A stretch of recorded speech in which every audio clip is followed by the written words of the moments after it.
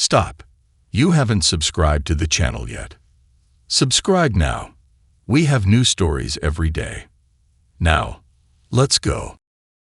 Ethan Cross stared at his reflection in the bathroom mirror, his calloused hands gripping the edge of the marble countertop.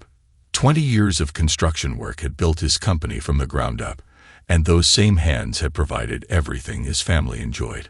The sprawling 5-bedroom house, the luxury cars in the garage, the country club membership his wife, Victoria, flaunted like a crown. The sound of her laughter drifted up from downstairs, accompanied by the deeper rumble of their son Ian's voice. The familiar noise made his jaw clench.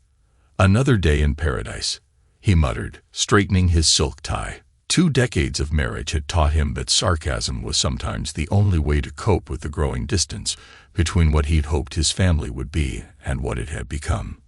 The master bathroom, with its heated floors and double vanity, represented everything that had gone wrong in his marriage. Victoria had insisted on the renovation last year, claiming their perfectly functional bathroom was embarrassingly dated. The project had cost nearly 6 figures, and she'd barely thanked him before finding something else to complain about. Ethan's morning routine had become a ritual of restraint. Each action was measured, controlled, a physical representation of how he handled his wife and son's increasingly toxic behavior. The precise knot of his tie, the careful combing of his salt and pepper hair, the methodical shaving of his strong jaw, all done with purpose, all reminders that control came from within. The sound of shattering glass broke through his thoughts, followed by Victoria's sharp voice. "Nina, can't you do anything right? This is why we can't have nice things." Ethan's fingers tightened on his tie, the silk creasing under his grip. Their 13-year-old daughter's quiet apology barely reached his ears, but he could picture her face. Drawn in, shoulders hunched, trying to make herself smaller in the face of her mother's disproportionate anger. Unlike Ian, Nina had never learned to weaponize Victoria's narcissism for her own gain. Downstairs, Victoria lounged on their European leather sofa, scrolling through her phone while Ian leaned against the kitchen counter. At 17, their son was already taller than Ethan, with his mother's striking features and the same casual arrogance in his stance. Nina knelt on the floor, carefully picking up pieces of a broken glass, her movements cautious and precise. "Here, let me help," Ethan said, moving to grab the dustpan. "Don't bother," Victoria cut in, not looking up from her phone. "She needs to learn to clean up her own messes, though goodness knows she makes enough of them." Ian snickered, the sound making Ethan's teeth grind. "Yeah, Dad, stop enabling her. Mom's right. Nana's such a klutz." "I'm not a klutz," Nina whispered, her voice barely audible. The glass was wet. It slipped. "Excuses, excuses," Victoria sang, her perfectly manicured nails tapping against her phone screen. "Oh my gosh, Ian, you have to see what Jessica posted. She's totally trying to get my attention again." The rapid shift in Victoria's focus, from berating her daughter to gossiping with her son, was typical of her behavior. Ethan had watched this pattern repeat itself countless times over the years. Victoria would lash out, then immediately turn to Ian for validation, the two of them forming an impenetrable bubble of shared narcissism. "Mom, you should see her latest story too," Ian said, holding up his own phone. He stepped over the broken glass and his sister without a glance, dropping onto the sofa beside Victoria. Their heads bent together over their phones, identical expressions of malicious glee on their faces. Ethan helped Nina finish cleaning up the glass, his movements efficient and quiet. He could feel his daughter's gratitude in the way she leaned slightly toward him, seeking the protection he represented. The gulf between his children had never been more apparent. Ian, the golden child who could do no wrong in his mother's eyes, and Nina, the scapegoat who bore the brunt of Victoria's capricious moods. "Oh my goodness, she's wearing that hideous Gakshi knockoff again." Victoria laughed, her voice carrying that familiar note of casual cruelty. "Someone needs to tell her she's not fooling anyone, right?" Ian smirked. "Like at least spring for the real thing if you're trying to fake it.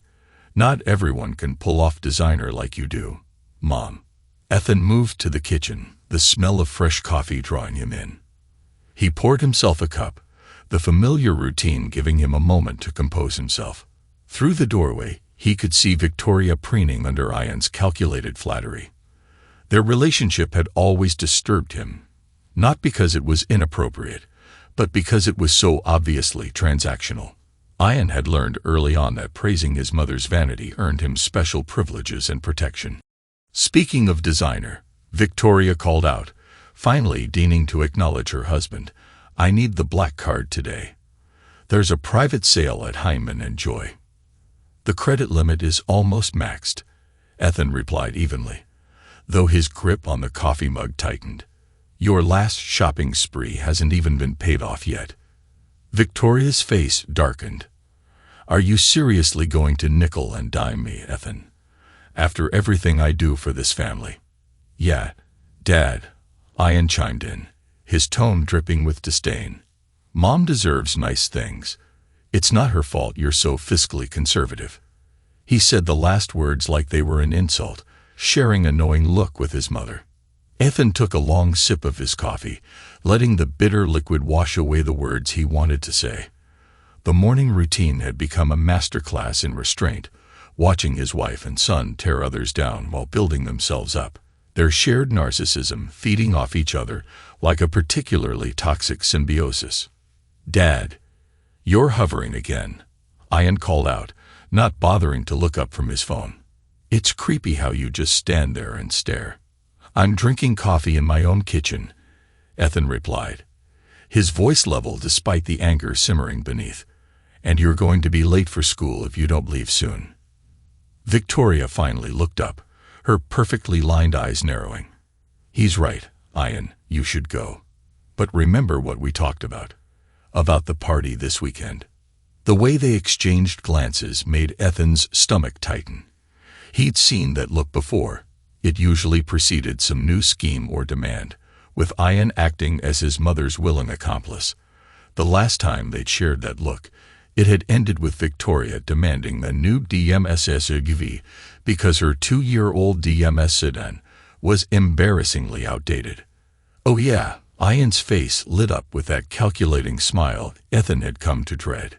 "Dad, we need to discuss something important tonight. Family meeting kind of thing." Ethan set his mug down carefully, the gentle clink of ceramic on granite masking the tension in his movements. "I have a late meeting today. Project deadline." "Cancel it," Victoria said, her tone making it clear this wasn't a request. Her eyes took on that familiar manipulative gleam. "This is important, Ethan. It's about our marriage." The words hung in the air like a threat. Ethan turned to face them fully, taking in Victoria's practiced pout and Ian's barely concealed smirk. Their younger daughter chose that moment to reappear in the doorway, her backpack clutched to her chest like a shield. "I'm ready for school, Dad," Nina said quietly, her eyes darting between her parents with the hyper-vigilance of a child who'd learned to read emotional weather patterns for survival. "I'll drive you," Ethan said, grateful for the excuse to escape. He turned to his son. "Ian, you want a ride?" "Please," Ian scoffed, already heading for the garage where his new DMS, an 18th birthday present Victoria, had insisted on, despite Ethan's objections, waited. "I'm not being seen in your boring Dadmobile." The contrast between his children had never been more stark. While Nina had remained grounded and empathetic, Ian had absorbed every ounce of his mother's materialism and entitlement. The DMS had been a perfect example. While Nina had asked for art supplies and books for her birthday, Ian had demanded a luxury car, backed by Victoria's insistence that appearances matter in this community. As Ethan guided Nina toward his car, a practical Braxton sedan that Victoria had dubbed embarrassingly middle management, he tried to ignore the sound of Ian's DMS roaring out of the garage, music blaring at an inconsiderate volume. The drive to Nina's middle school was quiet at first, but Ethan could feel his daughter's tension. At 13, she was already more perceptive than he sometimes wished. She developed an almost preternatural ability to sense when storms were brewing in their family dynamic. "Dad," she finally asked as they waited at a red light, her voice small but steady, "are you and Mom fighting again?" Ethan glanced at his daughter, seeing in her young face a wisdom beyond her years. She'd inherited his darker coloring and steady nature, standing in sharp contrast to Ian's flashier looks and volatile personality. While his son had become Victoria's mirror image, Nina remained steadfastly her own person. "Nothing for you to worry about, sweetheart," he said, but even as the words left his mouth, he wondered if they were true. The look Victoria and Ian had shared, the mention of making things more exciting. His instincts were screaming that something significant was about to change in their family dynamic. As they pulled up to the school, Nina hesitated before reaching for the door handle. "I heard Mom and Ian talking yesterday," she said quietly, "about how boring everything is lately, how you're holding them back." The words hit Ethan like a physical blow, not because they were surprising, but because they confirmed his worst suspicions about the conversations that happened when he wasn't around. He turned to face his daughter fully, seeing the worry in her dark eyes. "Listen to me, Nina," he said, his voice gentle but firm. "Whatever happens, whatever your mother and brother might say or do, I want you to remember something. You are not responsible for their happiness or their choices. Understand?" Nina nodded, but her eyes filled with tears. "I just don't want everything to fall apart." "Hey." Ethan reached over and pulled her into a quick hug, feeling her small frame shake slightly. "Some things need to fall apart before they can be rebuilt properly. But I promise you, whatever happens, you and we're solid. Okay?" "Okay," Nina whispered, wiping her eyes quickly. She gave him a wavering smile before climbing out of the car, adjusting her backpack with determined movements. Ethan watched her walk into the school building, her shoulders straight despite the emotional weight she carried. Once she disappeared inside, he allowed himself a moment of raw emotion. His hands gripped the steering wheel until his knuckles turned white, and he let out a slow, controlled breath. Whatever Victoria and Ian had planned, he knew it wouldn't be good. It never was. But watching Nina walk away, carrying the burden of their family's dysfunction, something shifted inside him. Maybe it was time to stop maintaining peace at any cost. Maybe it was time to show his wife and son that actions have consequences. That thought stayed with him as he drove to work, a seed of resolution taking root in fertile ground. The Cross Construction headquarters stood as a testament to Ethan's success, a modern, 3-story building of glass and steel that he had designed himself. As he pulled into his reserved parking space, his phone buzzed with a text from Victoria. "Don't forget to leave that credit card on the counter before you go. There's a sale I can't miss." Ethan ignored the message, pocketing his phone as he walked into the building. His employees greeted him with genuine respect, not the false deference Victoria's country club friends showed her. Here, in the world he built from nothing, Ethan felt the tension in his shoulders ease slightly. "Morning, boss." Derek Walters, his project manager of 15 years, fell in step beside him. "Got those revised blueprints for the hillside development, but you look like you could use coffee first." In his office, Derek closed the door and fixed Ethan with a knowing look. "Rough morning at home." Ethan settled behind his desk, running a hand over his face. "Victoria and Ian are up to something. They want a family meeting tonight." "Those two," Derek shook his head. "No offense, boss, but your wife and son," he trailed off diplomatically, "are a matched set of narcissists," Ethan finished, a rare moment of candor with his oldest friend. "Tell me something I don't know." "You know what my divorce lawyer said when I was going through my split." Derek leaned forward, his voice low. "Document everything. Every expense, every conversation, every incident, just in case." Ethan's fingers drummed on his desk. "I'm not getting divorced, Derek."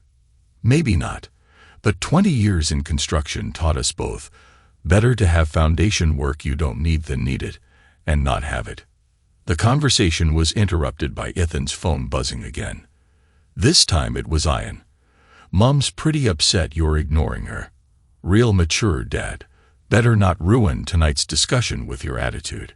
Derek caught Ethan's darkening expression. "Let me guess. His Royal Highness himself."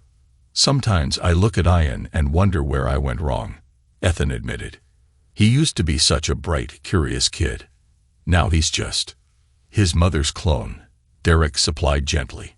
"Kids make their own choices. Look at Nina. Same parents. Totally different outcome." Ethan nodded, thinking of his daughter's quiet strength that morning. "She's the one good thing that came out of this marriage." His computer chimed with an email notification.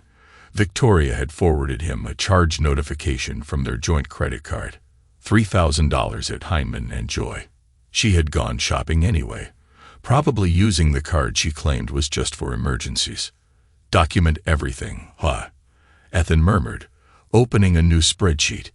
He began logging the unauthorized charge, along with the date and Victoria's related messages. The morning passed in a blur of meetings and site visits, but Ethan's mind kept circling back to the impending evening discussion. Around noon, his intercom buzzed. "Mr. Cross, your wife is on line 1. Julie," his secretary said. "She says it's urgent." Ethan picked up the phone, bracing himself. "Victoria." "Finally. Why aren't you answering my texts?" Victoria's voice dripped with manufactured distress. "I needed that card, Ethan. I had to use the emergency one. And now Ian needs gas money. He's stranded at the mall. He has a job at the country club specifically to pay for his own gas," Ethan reminded her. "Part of teaching responsibility, remember?" "Oh my goodness. Are you seriously going to be this petty?"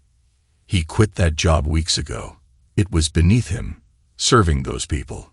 "Those people are your friends, Victoria. That's different, and you know it," she snapped. "Gosh, you're impossible today. Just transfer him some money before he's completely humiliated. And we need to talk about your attitude before tonight.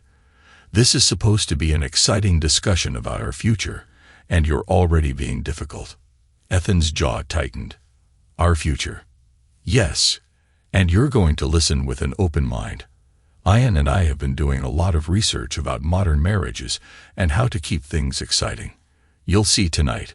Her voice took on that honeyed tone that always preceded her worst ideas. "Just try not to ruin it with your traditional mindset." After hanging up, Ethan stared at his computer screen. The spreadsheet he'd started that morning now included a list of Victoria's recent purchases, unauthorized charges, and manipulative behaviors. Almost without conscious thought, he began adding older incidents. The time she'd maxed out 3 credit cards on a spontaneous trip to Rome with her friends. The way she'd manipulated Ian into becoming her ally against Ethan's controlling behavior. The constant undermining of his parental authority. A knock at his door preceded Julie entering with lunch. "You asked me to remind you about the Thompson contract review at 2, Mr. Cross. And your son called the office 3 times, asking about that gas money. Did he mention what happened to last week's allowance?" "He said." She paused uncomfortably. "He said, and I quote, 'Dad's being a controlling jerk about money again. But Mom says it's okay if we push hard enough.'"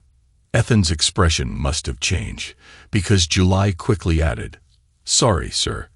I thought you should know how he's talking about you to others." "No, I appreciate the honesty. Could you do me a favor? Pull all the credit card statements for the past year, personal and business, and any correspondence from Victoria or Ian about financial requests. Of course, should I mark the personal shopping charges separately from household expenses? Please. And Julie, this stays between us." Left alone, Ethan opened his bottom desk drawer and pulled out a business card he had kept hidden for months. A divorce lawyer, recommended by a colleague who'd gone through a messy split. He'd held onto it as a last resort, always hoping things would improve. Now, looking at the embossed lettering, he felt something shift inside him.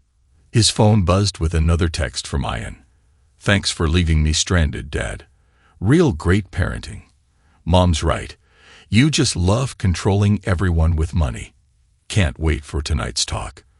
Maybe you'll finally learn how a real man handles relationship growth. Ethan read the message twice, noting the escalating disrespect. The manipulation tactics clearly learned from Victoria. He added it to his growing documentation, along with screenshots of similar messages from the past few months. The afternoon crawled by in a series of meetings and site inspections. Ethan maintained his professional demeanor, but internally, his mind was cataloging years of incidents he'd chosen to overlook for the sake of peace. Every manipulation, every financial deception, every instance of Ian being turned against him, it all formed a pattern he could no longer ignore. At around 4, Derek stopped by his office again. "You okay, boss? You've had that look all day." "What look?" "The same one you get when you realize a foundation is compromised. Like you're calculating how much it'll cost to tear everything down and start over." Ethan smiled grimly. "Maybe I am. Just remember, whatever's coming, you built this company from nothing. You can rebuild anything else too." As the workday wound down, Ethan received one final text from Victoria. "Wearing something special tonight. Try to be home by 7. And please, for once, keep an open mind about what Ian and I have to suggest. It's time for some excitement in our lives." Ethan gathered the financial documents July had compiled, securing them in his briefcase along with the lawyer's card. Whatever Victoria and Ian had planned, he was done being manipulated, done watching his son turn into a mirror image of his mother's worst traits, done maintaining peace at the cost of his self-respect. The drive home felt different this time. Instead of dreading another evening of walking on eggshells, Ethan felt a cold clarity settling over him. He had built his company on solid foundations, but his marriage had been built on shifting sand. Maybe it was time to admit some structures couldn't be saved, and to start planning for a controlled demolition instead. As he pulled into his driveway, he could see lights blazing in every window of their sprawling home. Victoria's car and Ian's DMS were both parked in their usual spots. Through the front window, he caught a glimpse of his wife pacing in one of her more revealing outfits, the kind she only wore when she wanted something. His phone buzzed one last time. A text from Nina. "Dad, Mom and Ian are acting weird. More than usual. Please come home soon." Ethan's grip tightened on his briefcase as he walked toward the front door. Whatever games Victoria and Ian were playing, whatever exciting changes they wanted to propose, he was done being a passive participant in the destruction of his own family. It was time to change the rules. The foyer lights cast dramatic shadows across Victoria's face as Ethan stepped into their house. She'd chosen her weapons carefully.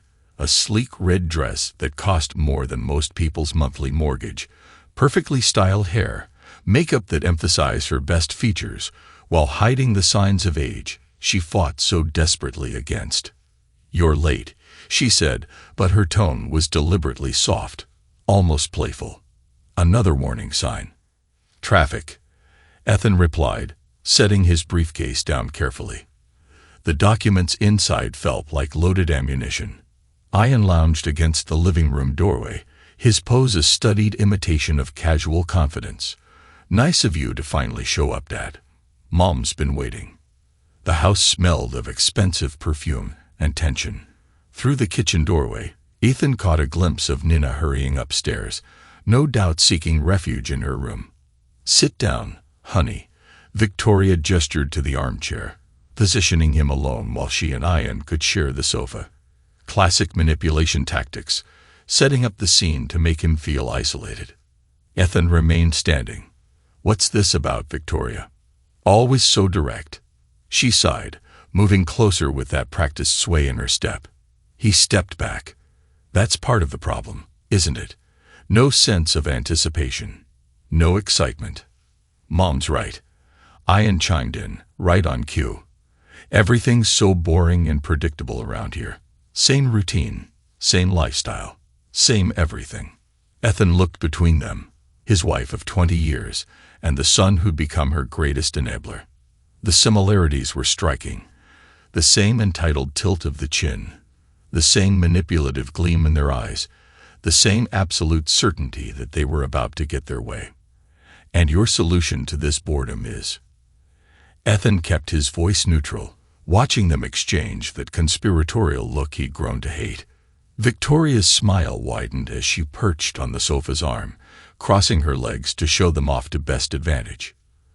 You know Jackson from my office. The new account manager. The one you mentioned at the charity gala. Ethan asked, remembering the tall, obviously wealthy man who'd paid just a little too much attention to his wife. He asked me out for drinks next week, Victoria announced, watching Ethan's face carefully. When he didn't immediately react, she added, and I want to say yes. The silence that followed was thick enough to cut. Ethan could feel Ian's eager anticipation, his son practically vibrating with the desire to jump in and support his mother's latest scheme. You want to go on a date, Ethan said slowly, each word precise, with another man.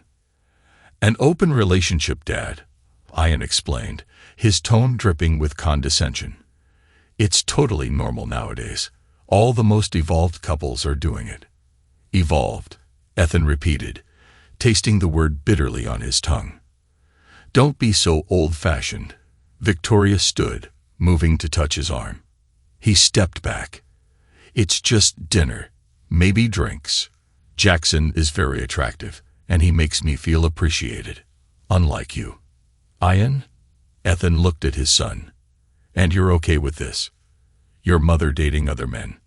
Ian rolled his eyes, the gesture reflecting Victoria's. Gosh, Dad, stop being so insecure and controlling. Mom needs this. You need to stop holding her back. The familiar refrain. Stop holding her back. Stop controlling her. Stop standing in the way of what she wanted. Ethan had heard it all before, from both of them, in different variations over the years. But something was different this time. Maybe it was the documentation in his briefcase, or the memory of Nina's tears that morning, or simply the accumulated weight of years of manipulation. If you say no, Victoria added, her voice taking on that wounded tone she perfected, you're just proving how controlling you really are. A secure man wouldn't feel threatened by this. Ethan stood there, looking at his wife and son, seeing them clearly, perhaps for the first time. The manipulation, the gaslighting, the constant undermining of his position in his own family, it all crystallized into something sharp and clear. Fine, he said quietly, surprising them both. Go on your date with Jackson. Victoria's eyes widened slightly. She clearly expected more resistance. Really? Really? Ethan confirmed, his voice steady. You want freedom. Take it. He turned and walked away, climbing the stairs to his home office. Behind him, he could hear Victoria and Ian's excited chatter, already planning her outfit, discussing details. They didn't notice his expression, didn't see the cold determination settling over his features. In his office, Ethan sat down at his computer and opened the spreadsheet he'd been working on all day. He began typing, methodically adding this latest incident to his documentation. Years of mental notes became concrete evidence, dates and details laid out in stark black and white. A soft knock interrupted his work. Nina stood in the doorway, her young face worried. Dad? I heard Mom and Ian talking. They said, you agreed. Ethan saved his document and turned to face his daughter. It's going to be okay, Nina. I promise. She nodded but didn't look convinced. Mom's talking about buying a new dress for her date. The last word came out bitter and confused. Let her, Ethan said, his voice gentle but firm. Sometimes people have to learn lessons the hard way. Nina moved closer, lowering her voice. I hate how they act, Dad. Mom and Ian. They're always. She paused. Always. I know, Ethan said, pulling her into a hug. I know exactly how they are, and things are going to change around here. Soon. As he held his daughter, Ethan's mind was already working, plotting out his next moves. Victoria wanted freedom. He'd give her exactly what she asked for, along with all the consequences that came with it. Downstairs, he could hear Victoria on the phone, her voice excited as she presumably shared her plans with one of her equally shallow friends. Ian's deeper voice chimed in occasionally, the perfect accomplice to his mother's performance. Ethan opened his bottom drawer again, pulling out the divorce lawyer's business card. He had kept it as a last resort, always hoping things would improve. Now, looking at the embossed lettering, he felt nothing but cold certainty. "Dad," Nina's voice was small but determined, "whatever you're planning, I'm on your side." Ethan smiled at his daughter, seeing in her the strength and clarity that Ian had never developed. "I know you are, sweetheart, and we're going to be just fine." As if to punctuate his words, Victoria's laughter floated up from downstairs, followed by Ian's enabling encouragement. Ethan's smile didn't waver, but it took on an edge sharp enough to cut. Let them laugh. Let them plot and scheme. Let them think they had the upper hand. Ethan had spent years building this life for them, and now he would spend however long it took to make sure they understood exactly what they were about to lose. He picked up his phone and began to dial the lawyer's number. It was time to stop reacting and start acting. Time to show Victoria and Ian that their actions had consequences, and that some things, once broken, couldn't be fixed with manipulation and fake tears. The game was about to change, and for once, Ethan would be the one making the rules. The week leading up to Victoria's date crawled by like a slow-motion train wreck. Ethan watched from a carefully maintained distance as his wife transformed their home into what felt like backstage at a fashion show, with endless outfit changes and constant phone calls to her enabling friends. "What do you think about this one?" Victoria twirled in front of the living room mirror, showing off what had to be the 10th dress she'd bought for the occasion. "Jackson mentioned he loves women in red." "It's perfect, Mom," Ian gushed, hovering in the doorway. "Though maybe a little conservative. You want to make an impression." Ethan sat at the kitchen island, reviewing construction contracts while silently documenting every new charge that pinged his phone. The latest shopping spree had added another $5,000 to their credit card debt. "Ethan," Victoria's voice carried that familiar demanding note, "you could at least pretend to have an opinion on the dress you're wearing to date another man." Ethan looked up, his face carefully neutral. "I think I'll pass." Ian scoffed. "God, Dad, could you be any more passive-aggressive?" "This is exactly why Mom needs to explore her options." "Her options," Ethan repeated, slowly. "Interesting." Victoria's phone chimed with a text. "Jackson's here." She practically bounced with excitement. "He's sending a car service. So classy, unlike someone we know." "Have fun, Mom," Ian called out. "Text me details." The door closed behind her with a final click. Through the window, Ethan watched his wife climb into the waiting car, her red dress a splash of color against the black leather interior. As the car pulled away, he turned to face his son. "What are you smirking about?" Ethan asked, his voice deceptively calm. "Just enjoying the show." Ian lounged against the wall. "Mom's finally getting what she deserves, a taste of real excitement." Ethan moved to his briefcase, pulling out a thick folder. "Tell me something, Ian. When did you start hating me?" "What?" The question seemed to throw his son off balance. "Was it when I made you get a job at the country club? When I suggested you earn something for yourself instead of having everything handed to you?" "Oh my gosh," Ian groaned. "Here comes another lecture about responsibility." "No lecture," Ethan interrupted, opening the folder. "Just questions, like, for instance, why did you really quit that job? Was it beneath you? Or was it because they caught you stealing from the register?" Ian's face paled. "What are you talking about?" "The manager called me," Ethan continued, his voice steady. "Wanted to handle it quietly, given our membership status. Said you've been skimming cash for weeks, small amounts, thinking no one would notice. That's a lie. Then there are the credit card statements." Ethan pulled out another paper. "The emergency card your mother gave you. The one you've been using at bars, liquor stores, online gambling sites. Your words are all over your text messages. You're spying on me." Ian's voice cracked slightly. "That's private." "Private? Like the text you sent your friends bragging about how you and your mother were going to put me in my place, helping her set up dates with other men. Mom deserves. Your mother, Ethan's voice turned to steel, deserves exactly what's coming to her. And so do you. He moved to the front door, entering a code on the new keypad. The lock clicked with finality. What are you doing? Ian demanded, his earlier bravado evaporating. Changing the rules, Ethan replied. You and your mother wanted freedom. Congratulations, you're free to leave, but you're not coming back. What? You can't be serious. Your things are packed. They're in the garage. Your car, which is in my name, stays here. The credit cards are canceled. The bank accounts you and your mother have been draining. Frozen. You can't do this. Ian's voice shook. Mom will never let you. Your mother, Ethan cut him off, is about to learn some hard lessons of her own. And you get to share in those consequences. Ian's face twisted with familiar contempt, but there was fear beneath it now. You're bluffing. This is just another control tactic. Try your key. Ethan gestured to the door. Go ahead. See if it works. Hands trembling slightly, Ian pulled out his house key. It didn't fit the new lock. This is illegal, he sputtered. You can't just throw me out. You're 18, Ethan replied calmly.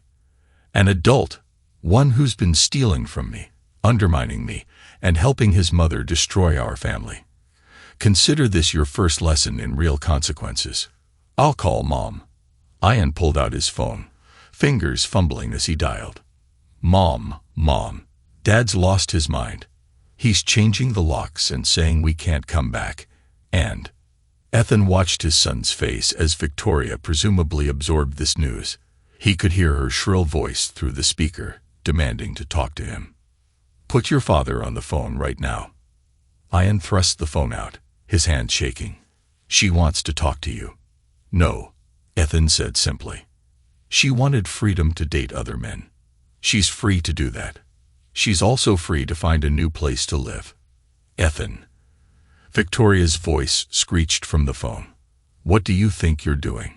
Goodbye, Victoria, Ethan called out, loud enough for her to hear. Enjoy your date. I hear Maison Fleur is lovely this time of year. He turned and walked away, leaving Ian standing in the foyer with the phone, his mother's increasingly panicked voice filling the silence. Behind him, he heard his son's voice crack. Dad, you can't just. Your things are in the garage, Ethan repeated without turning around. I suggest you call a rideshare or ask one of those friends you love bragging to about disrespecting me. I'm sure they'll be happy to help. This isn't over. Ethan paused at the stairs. You're right about that. This is just the beginning. Tell your mother I said enjoy her freedom. I know I'm going to enjoy mine. He climbed the stairs to his office, Ian's protests and Victoria's tinny screams fading behind him. Inside, he pulled up the security camera feed on his computer, watching as his son finally moved to the garage, face twisted with impotent rage. His phone buzzed. A message from Derek. All set for Friday night. Teams on standby. Phase 1 complete. Ethan typed back. Stand by for Phase 2. On the security feed, he watched Ian struggling with his packed bags, reality finally starting to sink in. The boy's face cycled through anger, disbelief, and the beginning of fear. Gone was the smug superiority, replaced by the dawning understanding that actions had consequences. Let him rage, let him plot with Victoria. They had played their game, thinking they held all the cards. Now it was Ethan's turn, and he was done playing by their rules. Meanwhile, across town, Maison Fleur sparkled with expensive ambience, but Victoria barely noticed the crystal chandeliers or the perfectly pressed linens. Her phone buzzed constantly with increasingly panicked texts from Ian, each more desperate than the last. Everything all right? Jackson asked, his carefully styled hair catching the candlelight. You seem distracted. What? Oh no. Everything's fine. Victoria forced a smile. trying to focus on the man across from her. This was supposed to be her moment of triumph, her declaration of independence. Instead, her stomach churned with growing unease. "You've barely touched your wine," Jackson observed, his own glass nearly empty. "Second thoughts about dinner?" "No, of course not. It's just—" Victoria's phone buzzed again. "Family drama. Nothing important." Jackson's smile didn't quite reach his eyes. "Family drama on our first date? That's not exactly the evening I had in mind. I'm sorry." Victoria reached across the table, touching his hand. "Let me just check one message, then I'm all yours." The latest text from Ian made her blood run cold. "Mom, he's serious. Everything's locked. Cards canceled. Bank accounts frozen. What do we do?" "Problem?" Jackson asked, withdrawing his hand. "My husband," Victoria admitted, her carefully applied makeup feeling suddenly heavy. "He's being difficult about our arrangement." "Ah." Jackson sat back, his interest visibly cooling. "The husband you said was completely fine with this." "He was. He agreed." "Listen, Jackson. I'm not interested in getting involved in domestic disputes," Jackson said, his tone shifting from charming to businesslike. "When you approached me about dinner, you said this was all above board." "It is. Ethan's just being controlling, trying to ruin my night out by freezing accounts and changing locks." Jackson raised an eyebrow. "That sounds less like controlling and more like consequences." Victoria's face flushed. "You don't understand. My son and we were just trying to—" "Your son?" Jackson's expression hardened. "The one you said was helping you set up dates behind your husband's back." "Not behind his back. We told him that we were going to date other men, whether he liked it or not." Jackson signaled for the check. "Yeah, that's not really the same thing as consent." "Where are you going?" Victoria's voice rose slightly, drawing glances from nearby tables. "Home." Jackson stood, dropping several bills on the table. "I'm not interested in being a prop in your marital drama. Dinner's on me, but don't contact me again." "But our connection was completely in your head," Jackson finished flatly. "I agreed to dinner because you seemed interesting. Now you just seem toxic. Good luck with your husband." He walked away, leaving Victoria alone at the table, her red dress suddenly feeling like a costume in a play that had gone horribly wrong. Her phone buzzed again. Ian, sending screenshots of his canceled credit cards. With trembling fingers, she opened her banking app. Every account showed the same message: access denied. The red share home was a blur of panic and rage. She texted and called Ethan repeatedly, each message more demanding than the last, but received only silence in return. When the car pulled up to their house, she saw Ian sitting on the front steps, surrounded by packed bags. He stood up as she approached. "He changed everything," Ian said. "The locks, the garage code, even the security system. I can't get in." "Of course you can get in." Victoria marched to the front door, fumbling for a key. It didn't fit. What the heck? Through the window, she could see lights on inside. Furious, she banged on the door. "Ethan, open this door right now." No response. "I swear, if you don't open this door," she yelled, trailing off when she realized he wasn't coming. "Or you'll what?" came a voice behind them. They spun around. Ethan stood in the driveway, and he wasn't alone.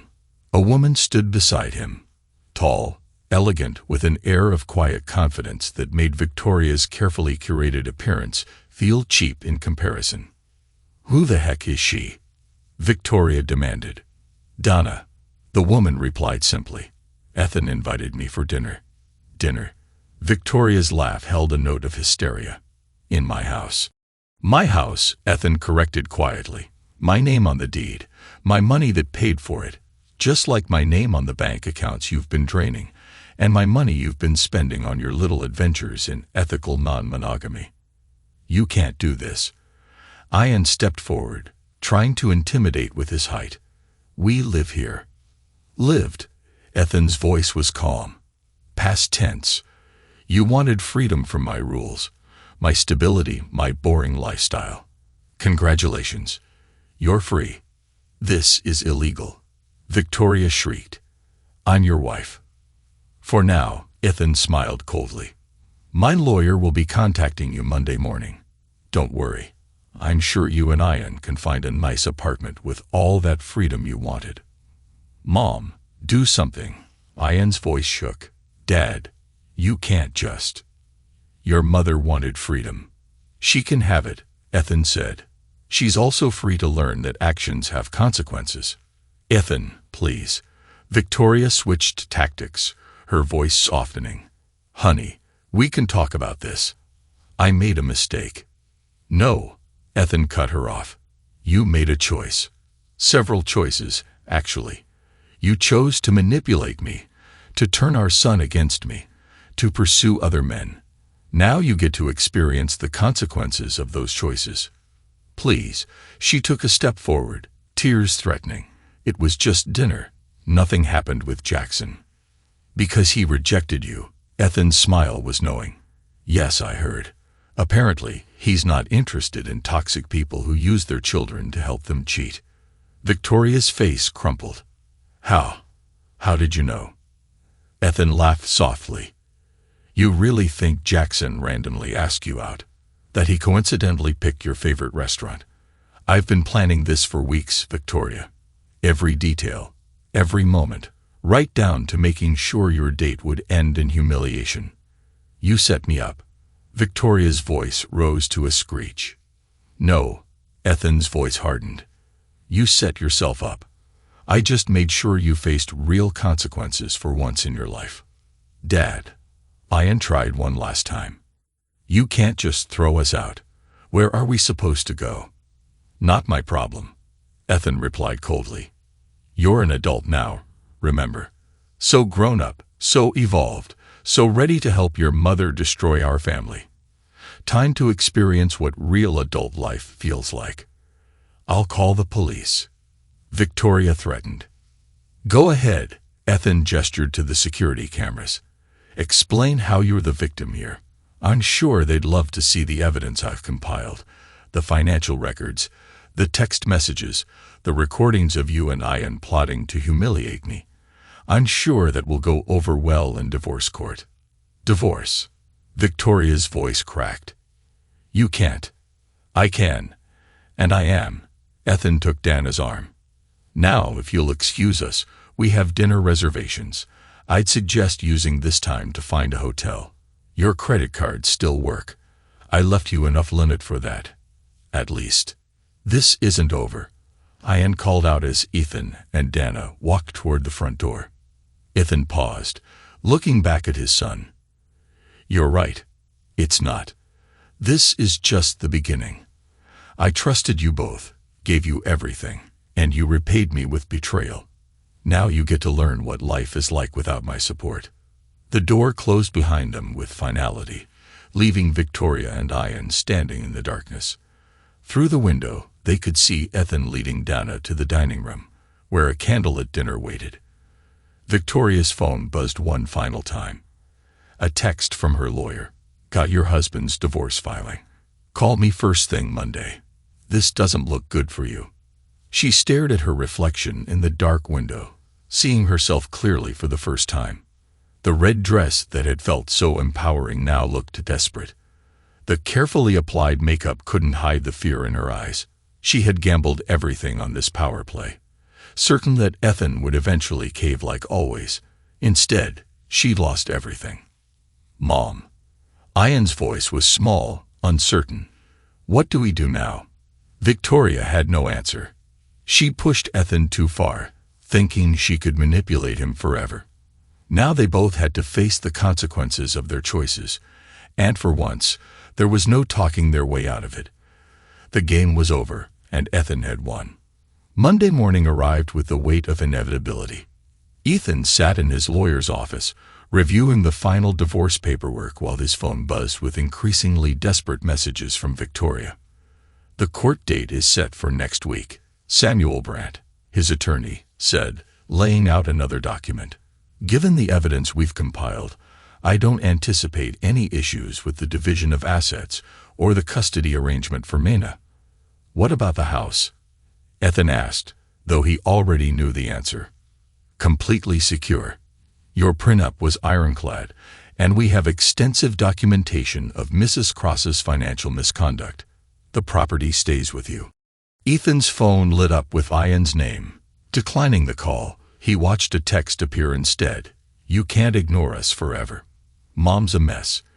Is this what you wanted? To see us suffer? Your son's persistent, Samuel observed. The restraining order is ready if you want it. Not yet, Ethan replied. Let them stew for a while. Reality is the best teacher. The door opened as Samuel's assistant entered.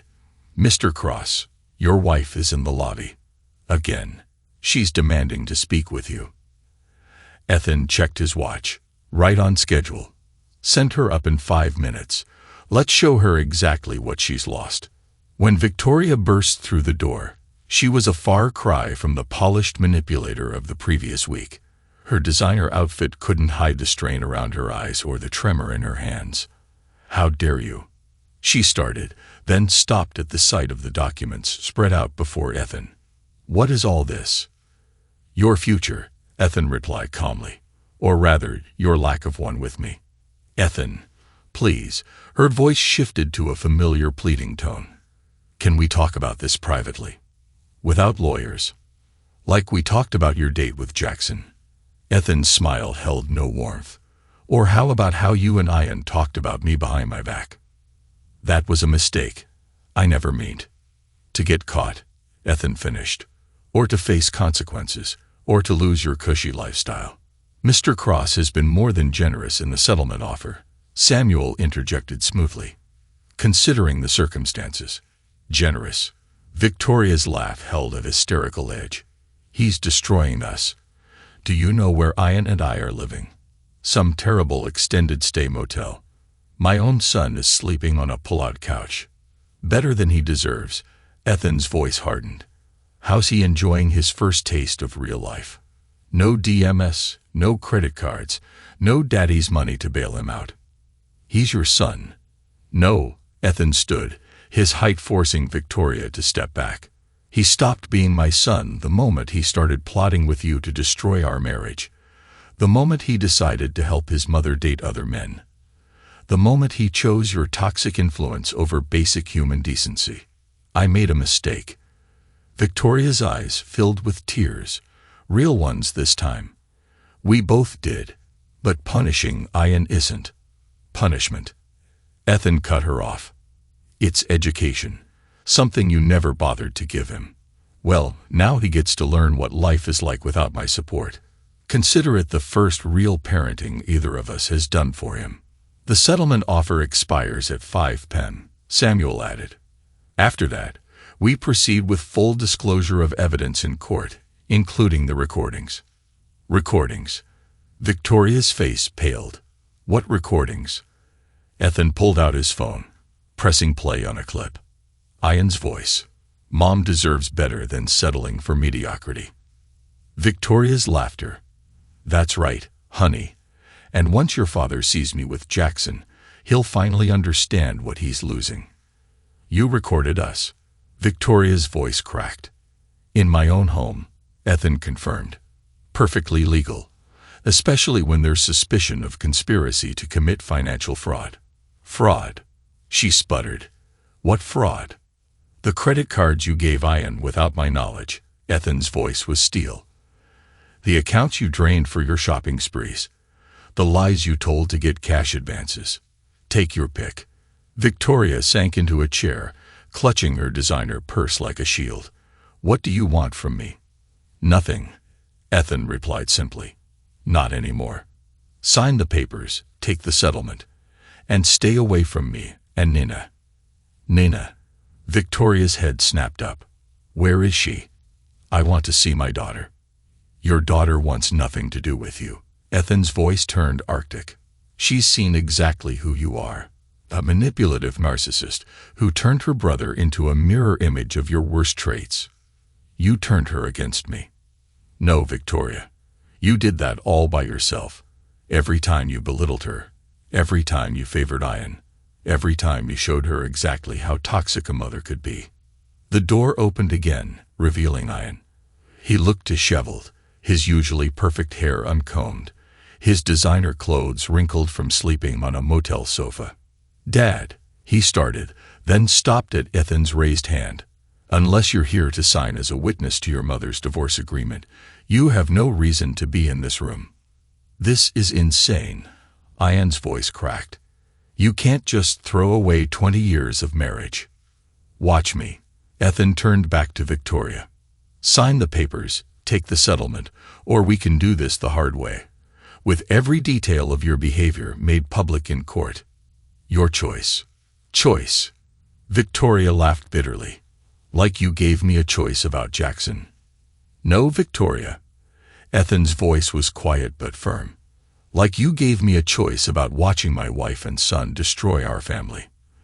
The difference is, my choices come with power behind them. Real power, not the manipulative games you play." "Mom," Ian moved beside her, his voice finally showing real fear. "Maybe we should just sign. We can't keep living at that motel." "Listen to your son." Ethan's smile was cold. "He's finally learning something useful. Actions have consequences." Victoria's hand trembled as she reached for the pen. "I never thought you'd actually do this." "That was your mistake," Ethan replied. "You thought you could push forever without pushing me away. You thought my patience was weakness. Now you know better." The pen scratched across the paper, each signature another nail in the coffin of their marriage. When she finished, Victoria stood on shaky legs. "What happens now?" "Now." Ethan gathered the papers, handing them to Samuel. "You leave. Both of you. Find an apartment. Get jobs. Learn to live without my money. Create the exciting life you wanted so badly." "Dad, please." Ian tried one last time. "We can fix this." "No." Ethan cut him off. "We can't. You made your choice, Ian. You chose her side, helped her plan dates with other men, celebrated the idea of humiliating me. Now you live with that choice." "But I'm your son." "No." Ethan's voice was final. "You're her son. You chose that role, played it perfectly. Now you get to keep playing it, without my money to cushion the fall." As they left the office, Ethan watched through the window as Victoria and Ian made their way to their waiting rideshare. No more luxury cars, no more easy escapes. Their faces showed the first real understanding of what they'd lost. His phone buzzed with a text from Dana. "Dinner tonight. Nina's asking for her dad." Looking at the message, Ethan felt the first real smile of the day touch his lips. Sometimes ending one chapter was the only way to begin a better one. The game was over. His move had been devastating, complete, and he had never felt more free. 3 weeks after the divorce papers were signed, Ethan sat in his favorite coffee shop across from Derek, watching Victoria through the window. His ex-wife stood at a bus stop, her designer purse now obviously a knockoff, her perfect makeup no longer so perfect. She boarded the bus with none of the confidence she once displayed. "Still feeling righteous?" Derek asked, stirring his coffee. "Feeling nothing," Ethan replied truthfully. "That's the difference between us now. She still affects nothing in my life." His phone buzzed with Ian's daily attempt to contact him. "Found a job at the mall. Minimum wage. Is this what you wanted? To see us suffer?" "Your boy's persistent," Derek noted. "How's that going?" "He's not my boy anymore." Ethan deleted the message without responding. He made his choice. Now he can live with it. The bell above the door chimed as Dana entered. Her smile grew when she spotted Ethan. Unlike Victoria's calculated gestures, everything about Dana rang true, from her genuine pleasure at seeing him to the quiet confidence in her stride. "Sorry I'm late," she said, sliding into the booth beside Ethan. "Parent-teacher conference ran long." "Oh, is that?" She gestured toward the window. "Yep." Ethan watched dispassionately as Victoria's bus pulled away. Heard she's working retail now. Quite a change from her country club lifestyle. Nina mentioned Ian called her again. Dana said carefully, trying to get her to convince you to help them. Ethan's jaw tightened. Did she talk to him? No, Dana smiled. She said, and I quote, I don't need toxic people in my life anymore. Smart girl, your daughter. At 13, Nina showed more emotional intelligence than Victoria had managed in 40 years. Pride filled Ethan's chest. When did she get so wise? Probably around the time she realized what real love looks like, Dana said gently. It's not manipulation or control. It's support and respect. Ethan's phone buzzed one more time. A text from an unknown number. Mr. Cross, this is Randy from Luxury Motors. Your ex-wife is here, trying to lease a car using your name as a reference. Standard protocol is to verify. Ethan texted back a single word. Declined. Everything okay? Dana asked, noticing his satisfied expression. Perfect. Ethan took her hand as they walked to the car. Just watching karma do its work. Later that evening, at Derek and Hannah's house, Ethan watched Nina help set the table, laughing at something Hannah had said. The scene was so different from the tense dinners of the past. No manipulation, no underlying agenda, just genuine warmth and connection. Penny for your thoughts? Dana asked, bringing a salad bowl to the table. Just thinking about choices, Ethan replied. And consequences. Speaking of consequences, Derek called from the kitchen. Saw your ex-wife's DMS at the impound lot today. Guess those missed payments finally caught up with her. Dad. Nina's voice was hesitant. Do you ever feel bad about how things turned out for them? Mom and Ian. Ethan considered his answer carefully. I feel bad that they chose to be the kind of people who would try to destroy our family. I feel bad that Ian learned all the wrong lessons from his mother. But do I feel bad about holding them accountable? No, never. Good, Nina said firmly. Because they don't deserve forgiveness. Not after everything they did. Forgiveness isn't always the answer, Dana added, taking the seat. Sometimes the kindest thing you can do is let people face the consequences of their choices. It's the only way they might learn. Through the dining room window, Ethan saw the sun setting over the neighborhood.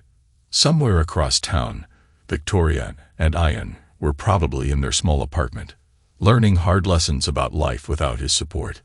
Let them learn. Let them struggle. Let them finally understand that actions have consequences. Here, in this moment, with Nina safe and happy, with Dana's quiet strength beside him, with true friends who understood loyalty. This was all the vindication he needed. His phone lay silent in his pocket. No more manipulative texts, no more demands, no more drama. The peace he'd fought for had finally arrived, not through forgiveness, but through the courage to say enough was enough. Some things, once broken, couldn't be fixed, but sometimes that was necessary to build something better from the ruins.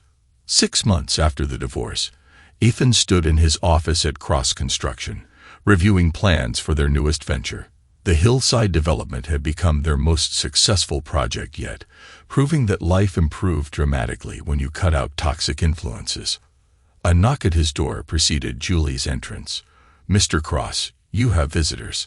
I don't have any appointments this morning, Ethan replied, not looking up from the blueprints. It's your ex-wife and son, Julie said, her tone wary. They're quite insistent. Ethan checked a security feed. Victoria and Ian stood in the lobby, both showing signs of their reduced circumstances.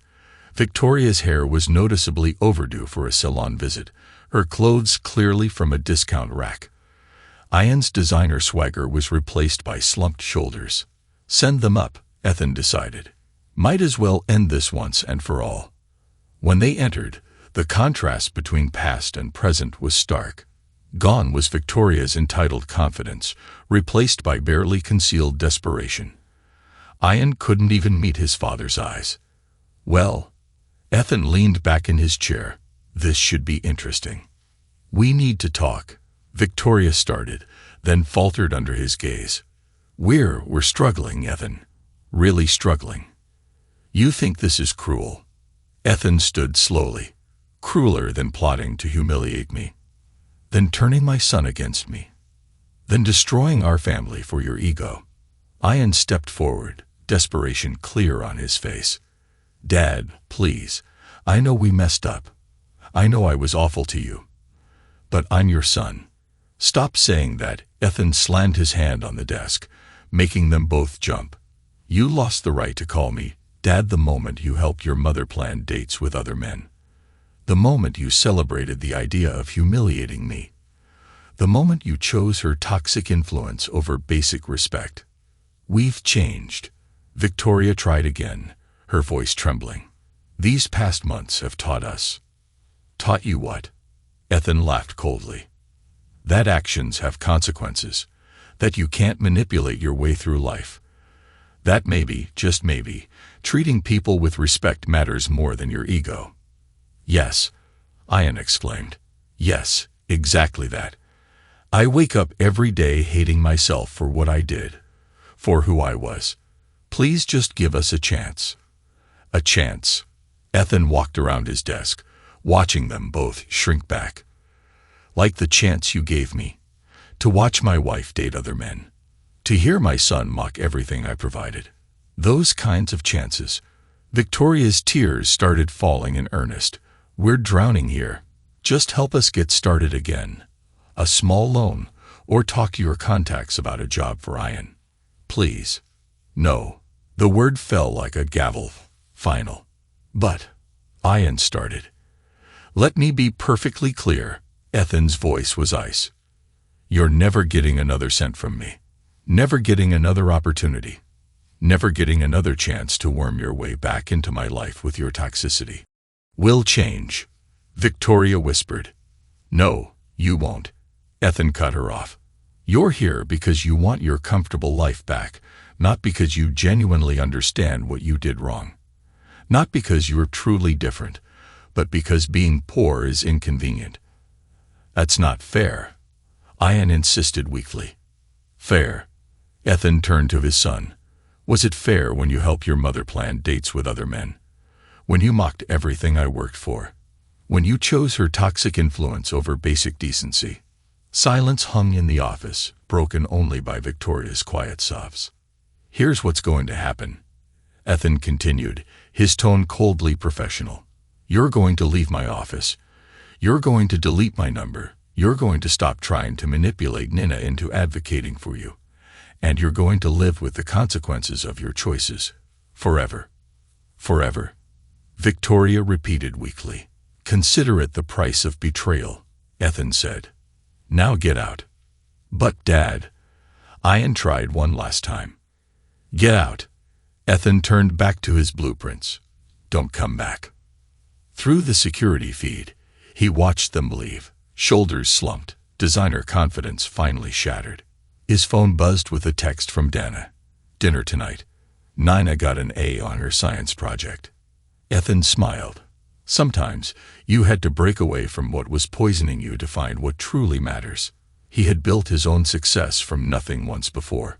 He had built a new life from the ashes of Victoria's betrayal, and he'd build something better than anything her toxicity had destroyed. Sienna, now Victoria, and Corbin, now Ian, had made their choices. They could live with them. Ethan was finally free to thrive, surrounded by real love, real respect, and the future he deserved. Some broken things should stay broken. He tucked his phone away and focused on the plans for the hillside development, a tangible symbol of how something strong and beautiful could rise from crumbling foundations. For once, he felt at peace. The game was over, the lessons were learned, and Ethan Cross had never been happier. Thanks to everyone who took the time to listen to today's stories. If you enjoyed it, please consider liking and subscribing if you haven't already.